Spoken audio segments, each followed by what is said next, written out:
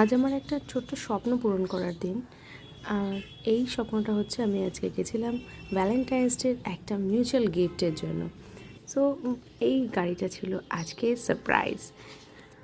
দেখো গাড়িটা তোমাদের পছন্দ হয়েছে কি না। আমি একটা ছোট্ট ব্লগের মাধ্যমে আমি আমার আনন্দকে ফুটিয়ে তুলছি তোমাদের সাথে। এই দুই দুষ্টুকে নিয়ে গেছিলাম আমার সাথে। তোমরা তো ইমনকে চেনো, আর এটা হচ্ছে ইমনের বেস্ট ফ্রেন্ড, আর ইনি ছিলেন আমাদের সেলস এক্সিকিউটিভ। এই হচ্ছে আমার গাড়ির সম্পূর্ণ ভিউজটা। এটা ছিল ভ্যালিনো আলফা মডেল। এখানে এই যে সুন্দরভাবে সাজানো হয়েছিল, কালকে ভ্যালেন্টাইন্স ডে ছিল, তার জন্য কিন্তু এই শোরুমটাও খুব সুন্দর করে সাজানো হয়েছিল। এবং মিস্টার মল্লিকের মুখে তো একটু হালকা হাসির চটক তো থাকবেই, যে একটা মিউচুয়াল গিফট বলে কথা। চেষ্টা করেছি সবসময় ওর পাশে একটু দাঁড়ানোর। আর আমার ফটোটাই বা কে তুলবে। ইনি রেডি গাড়ি নিয়ে বেরোনোর জন্য। ম্যানুয়ালগুলো একটু বুঝে নিচ্ছে, আর এদের তো দুষ্টুমি তো লেগেই আছে। অবশ্য দুষ্টুমি না থাকলে ভালোবাসাটাই বা আসবে কোথা থেকে। চলো তোমাদের শোরুমটা একটু ঘুরে দেখাই। এটা একটা নেক্সা ফরশো রোড হাওড়া শোরুম।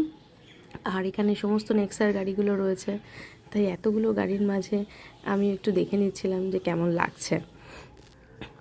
এইবার এই হচ্ছে আমাদের গাড়ির ওপেনিং। এখানে একটু লাইট কম ছিল, তাই জন্য একটু হেজি এসছে ছবিটা। অন্য একজন এটা তুলছিল। কেক কেটে ওরা সেলিব্রেট করলো, আমাদের কংগ্রাচুলেশন জানালো শোরুম থেকে, এবং সবাই খুব সুন্দর ক্ল্যাপও করছিল। ভালো লাগছিল, ভালো লাগলো। দেখো তোমাদের কেমন লাগছে জানিও, আর তোমরা কে কী গাড়ি ইউজ করো সেটাও কিন্তু জানাতে ভুলো না। আর ভ্যালেন্টাইন্স ডেতে তোমরা কে কী গিফট পেয়েছো, কে কী গিফট দিয়েছো সেটাও জানিও। আমার একটা ছোট্ট ভালোবাসা তোমাদের সঙ্গে শেয়ার করলাম। কেমন লাগলো এই ব্লগসটা একটু জানাতে ভুলো না কিন্তু।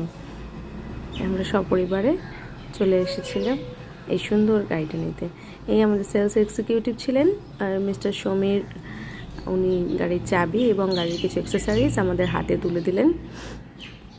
এবং আমরাও খুব খুশি, কারণ এই গাড়ির কালারটা কেমন হয়েছে একটু জানিও তো। এটা আমার পছন্দের কালার। অনেক গাড়ির কালার ইউজ করেছি, আর আগের গাড়িগুলো অন্যরকম কালার ছিল, আমার রেড কালার ছিল, এবং আমার বাইকটাও অন্য কালার। এবার গাড়িটা ফাইনালি শোরুম থেকে বেরোনোর সময় দেখো জাস্ট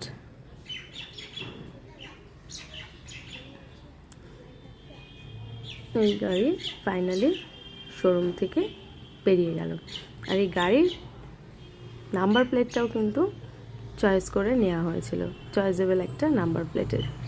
কেমন লাগলো ব্লগটা জানাতে কিন্তু ভুল